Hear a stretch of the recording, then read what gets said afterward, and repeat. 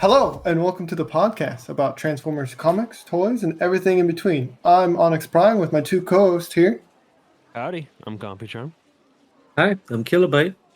Moving on with our comic discussion for today's episode takes us to IDW Maximum Dinobots. I'm excited. And as always, spoiler warning. So if you haven't read it already, we highly recommend you go back and read it and then come back and listen to the podcast.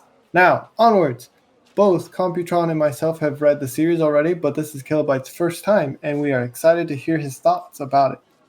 But before we can dive into that, Computron, do you mind telling us some fun facts about the comic?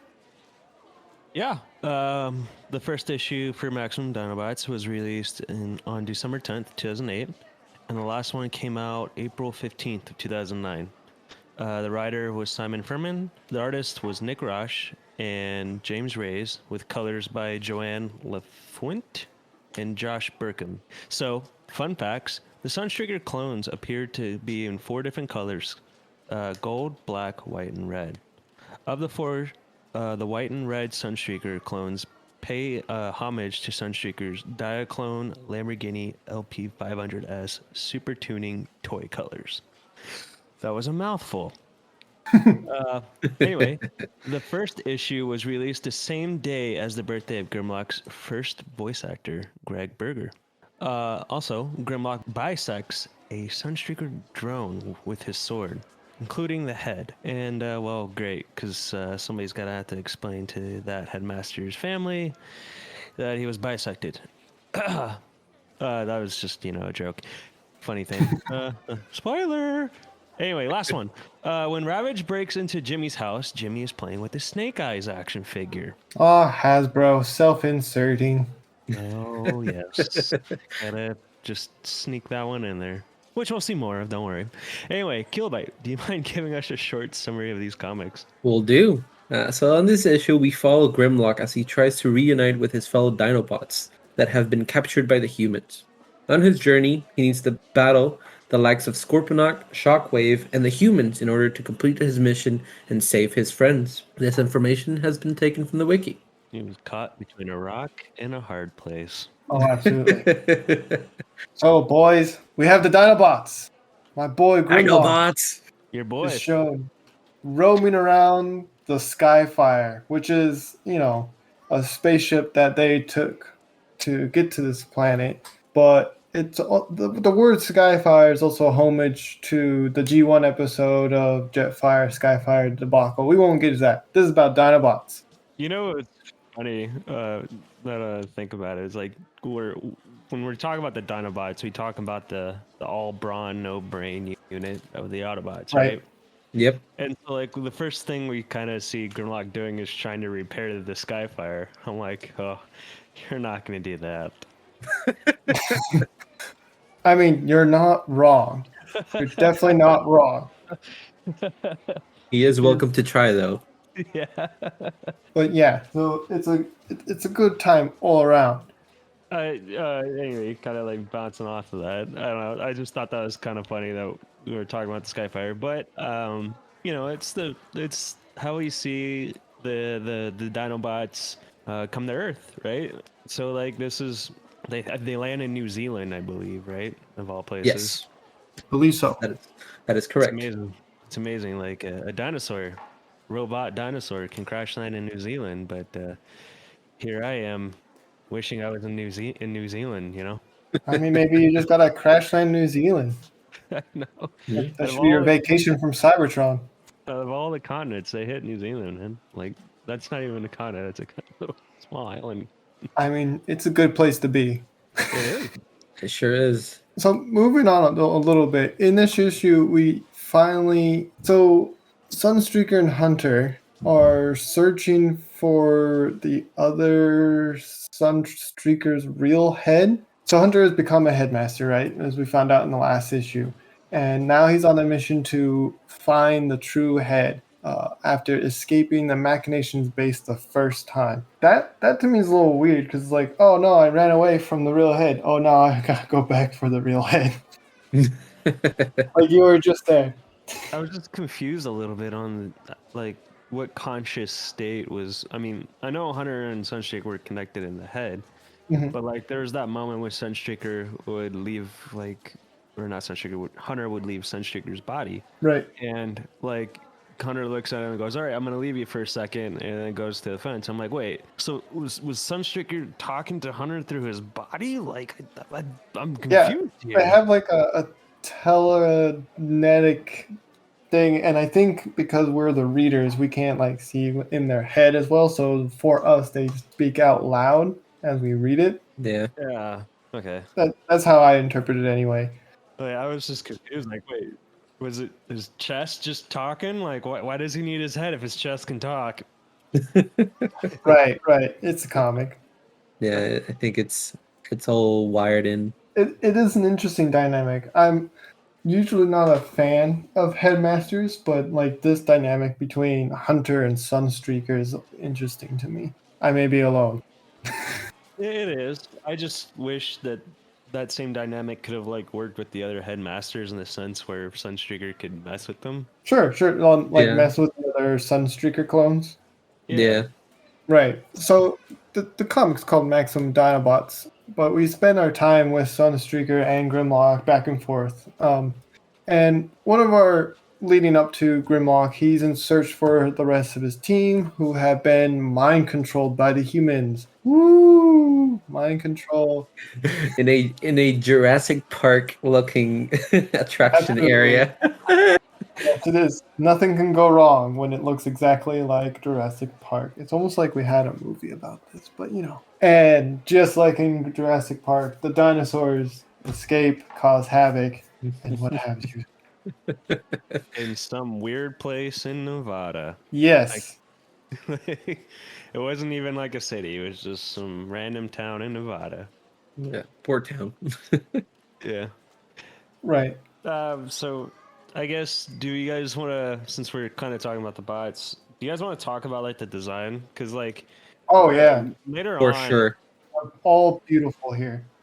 yeah. Yes. So like later on in the comic, we'll see like we saw the Dinobots kind of look like natural dinosaurs fighting Shockwave, and then when they were in the Jurassic Park, they looked a little bit more robotic. And then we also kind of get a brief glimpse of just an overall character design, new design, in the sense that like Grimlock's helmet looks really, really cool looking. Like it's not like a front panel looking helmet. He looks like he has like a really structured jawline, Yeah. Yep. and I'm loving that. I love that design, and I love that they continue off of that design in later comics. We'll see. This is the design that Planet X designed their toy that's coming out here soon. Yeah. Ooh. That's this design. Yeah. Yeah, looks so good. Oh man, I need $200 to buy it. Maybe I'll sell some of my old toys. Don't You can we sell a all? kidney. I mean, it's worth it. Yeah, I don't need two of them, right?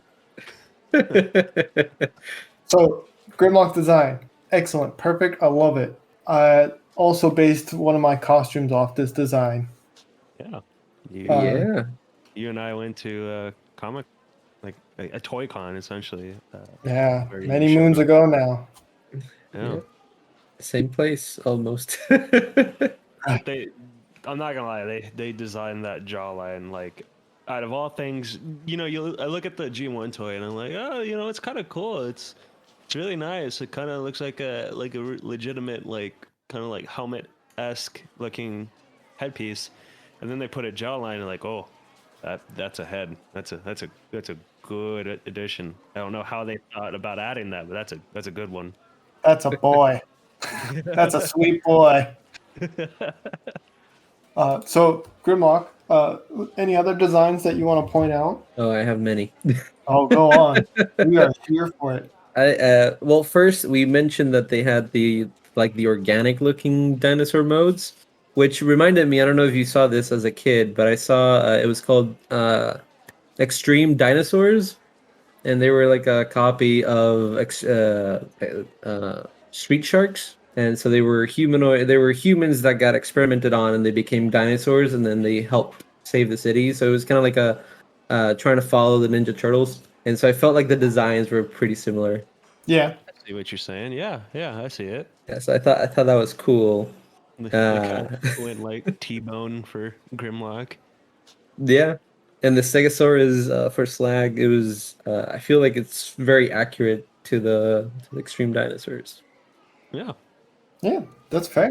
Other than 90s cartoons, I love Swoop's design. Especially his eyes look like kind of like like aviator goggles, but a little bit different. And that's always been my favorite Dinobot since it's a pterodactyl. So I really digging those goggles. Something about dinosaurs and robots that just like, yes, Best combination ever. always. Throw in some sharks. Oh yeah. Oh yeah, get some Sharkticons up in there.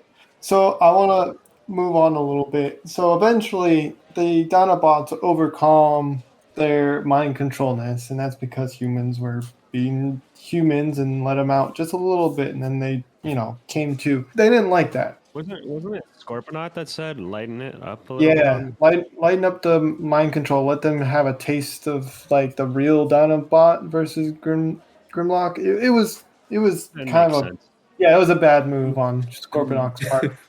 Yep. So eventually they're like, oh, this isn't working. So they send the Machinations, the army of clone Sunstreakers, to go and quote unquote kill the Dinobots. That's never worked out before, but maybe this time. So we get to see a queue of just Dinobots versus the Sunstreaker clones, which I thought they could handle it, but cue the Monster Bots. And I believe, Kilobyte, you have something to say about Monster Bots. Oh, I love the monster bots. I don't know, just I really like the weird beast transformers for some reason, like the Turricons and the monster bots. So I was very happy that they showed up and they just started casting havoc. And then they show up and it's like, you owe us one, Grimlock. And he's Right. like, yeah, yeah. Hate to break it to you, buddy, but I wouldn't rely on seeing the Master Bots anymore. No, I figured. But I'm happy they showed up a little bit, you know? This is a comic of like sads, like secret sads, like no more Monster Bots, and Oh, this is the last time we see the Dinobots together as yeah, a family. As what's that movie? Fast and the Furious. It's about family. Yeah, it's about family. So the big battle scene, one of my favorite scenes, and when Computron mentioned this earlier, is when Grimlock slices one of the Sunstreaker clones directly in half. Not widthwise, lengthwise. yeah. Yes, which is will happen again later on with something else. But take note. Also, keep in mind, all of these Sunstreaker clones are headmasters. That means the head is a human, and he sliced it right in half. That's a bad decision. I Right. mean, you would think that they, out of all places, you would want to, be a human operating a robot. Maybe not be the most vulnerable piece of the robot. The head. Always go for the head. Who Yeah, was just be like in the chest or something. I don't know. you gotta take it from Thanos. Always go for the head. The head. Yep. And that's what Grimlock did. Grimlock doesn't mess around. Well, he goes straight to the point. Yeah. Yes. So, kind of bouncing around here. While we're watching this whole beatdown for the monster bots and the clones, Sunstreaker clones, and the Dinobots, we see the humans in like their secret lab reassembling the smartest bot of them all, Shockwave. Yes. Oh yeah, dude. Do go on. And they're like, so they made a deal with Shockwave, and they said, you have to go clean up this entire mess. Which, Shockwave's like, Psh, yeah, I can do that. But they said you have 24 hours to clean up this mess, or we'll essentially blow your head off with this. Right. They put a bomb in him, right? Yeah. Yeah, kind of Suicide Squad-ish. Well, the best piece of this entire thing is that Shockwave, after they free him and let him loose, he looks out and goes, "Do you guys know how much damage I can do in 24 hours?" And then he just flies off. Like chills, and like you can see the human faces. They're like, "Did we make a mistake?" Yeah. And the answer is yes. The answer is always yes with Shockwave. You did make a mistake. Yep. He always has a plan. And that's just like, to me, that's like my favorite part of the entire comic because it's just like Shockwave being Shockwave going, you guys know I can just level this entire planet in 24 hours, but okay, bye. There's both so much emotion and lack of emotion from Shockwave's face when he just looks at you deadpan with his one singular eye, and you know what that look is depending on the angle of his head, and it's just like goosebumps. You know what I mean? Yeah, and I was gonna say, of course, his plan is to go get Soundwave. Yeah. Right, right. My boy. I see my boy. Soundwave's my favorite. Even though my name's Computron, we're just gonna do that. It's okay. You can have a favorite that's a Decepticon while you're an Autobot. Yeah, Onyx. What's up? I'm a Prime. They don't choose sides. But Soundwave is my boy, and it's interesting because Soundwave was how he got his form. I didn't actually remember reading this the first time through, but I didn't realize that it was Shockwave that locked him in that kind of stasis lock, miniaturized form. Yeah, it's some Shockwave Soundwave beef. Yeah. Yep. Who's the best waves? And he was stuck in a kid's room in a shelf doing nothing. The Of things course. he's probably seen. He was tortured watching a kid play with snake eyes. God. Right? He's like, get this G.I. Joe out of here. So there's Shockwave Soundwave beef, but there's also Shockwave Scorponok beef, which is interesting, and they both argue who gets to have revenge on the Dinobots. To which, in the end, Shockwave really didn't care about revenge on them. Yeah. In the end, he was just like, all right, it's not worth my time anymore. I'm leaving. Bye. And then Grimlock drops an oopsie. Go on. So the ending scene, Shockwave tells Grimlock, like, look, this was just a mere distraction, and I am only using you just so Soundwave can disable this inhibitor chip in my head. And then he goes, just accept that and move on. And as he's walking, Grimlock like drops a grenade in an entire propane store. Shockwave looks at him and goes, what have you done? Kablooey. Right. Yep. Grimlock was going to take everybody out. Oh yeah, Grimlock wanted to take out Shockwave, and like one of the things that happened, which is one of my favorite moments between these two bots, is Shockwave saying like it cost him 10,000 years of planning or something, and Grimlock's like, yeah, well, humans have an expression, payback's a bitch. Obviously, I don't know where that bleep came from, but we're keeping it. I just thought that was interesting that like he's only been awake for a little bit, but he's picked up on some human expressions quickly. Interactions, yeah. Right. Any other thoughts? I got some thoughts that are kind of off of the comic itself and more of the art gallery, but if you guys want, do you guys have anything else other than that? Killbite? I feel like Scorponok was decent as a middle villainish character in a way, because like he did something by just sending in the clones, but he he wasn't part of a lot of the fighting until like the very end. So he was it was interesting because when I was reading it, I got confused because in the previous comic he's all broken up and then he's all fixed, and then I'm like, wait, what's going on? How is this happening? And then I kind of saw it, and then he's like a headmaster as well. I'm like, okay. I wanted So- to be a headmaster, but then again, I guess if you had the opportunity to have an escape plan where like any vital piece of your body's going down, like a heart failure or whatever, and you can just pop your head off and leave, well then I guess that kind of makes sense. But using a human on the other hand, I don't know why. Yeah. Yeah. Although we do see a change on his size. I don't know if it's because he rebuilt his body after just being ahead for a while. But he is way bigger than when we first saw him in Origins, because he's like towering over most of the bots here. So I thought that was a Right. pretty cool detail. Yeah, he was like towering over Hot Rod, which we haven't Right, really talked yeah. about at all. He got swole. He got swole. Yeah, speaking of, what was that whole thing about Hot Rod just bursting into fire? What was that all about? Flame on.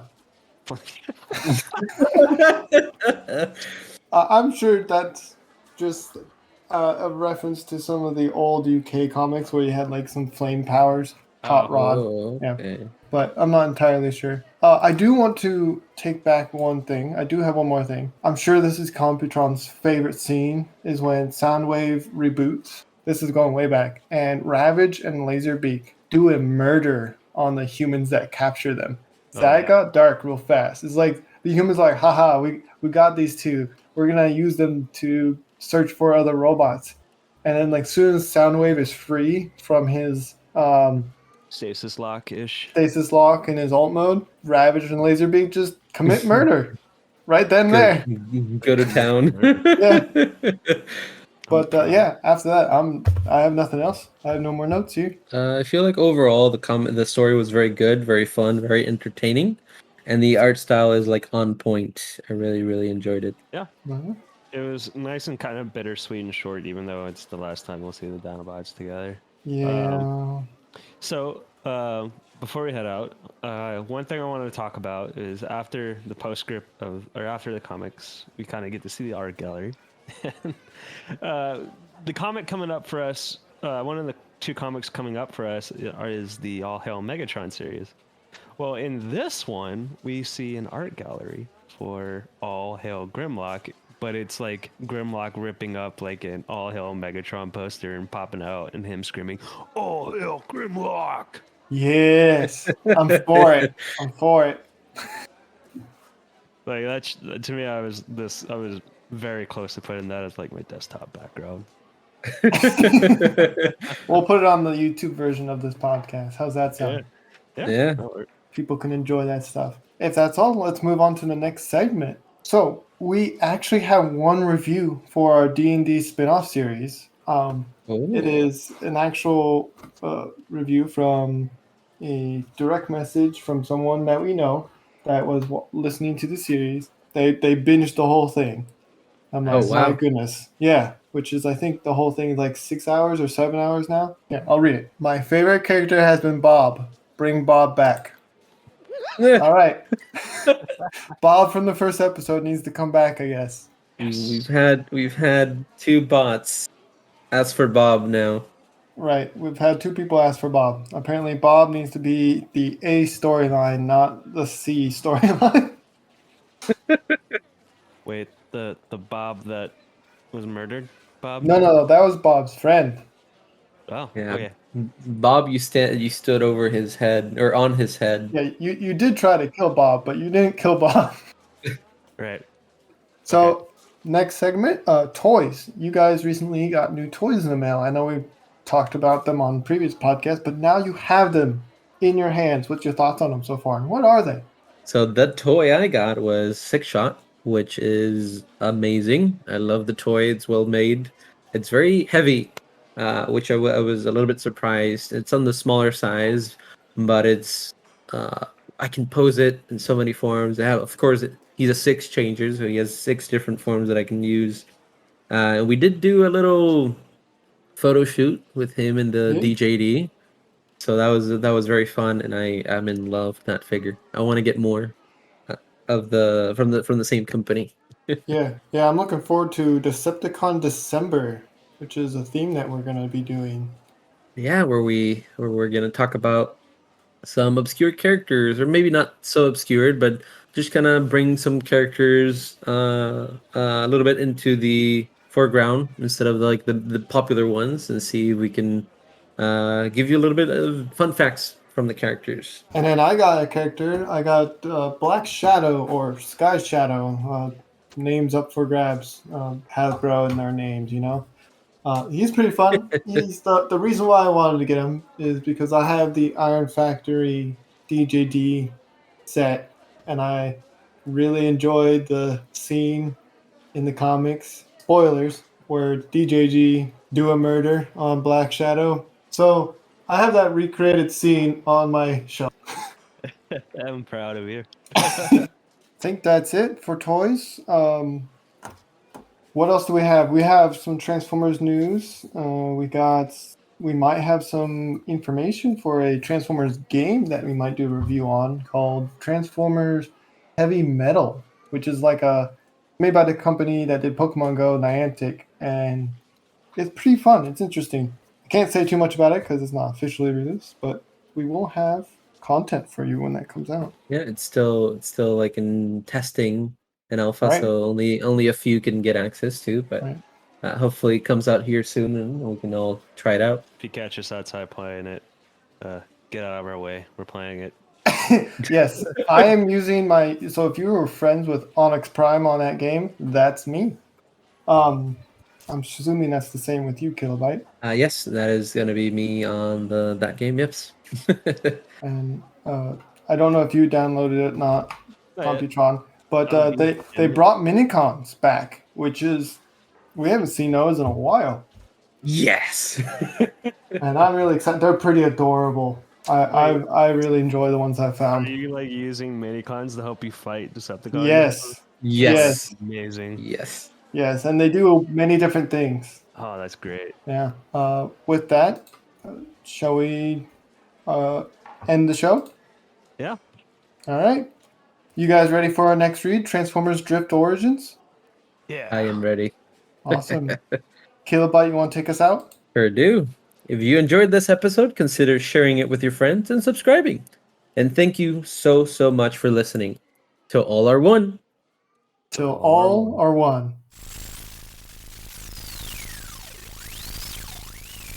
Follow us on Facebook and Instagram at Swerve's Bar Podcast. You can also find us on Twitter at Swerve's Bar.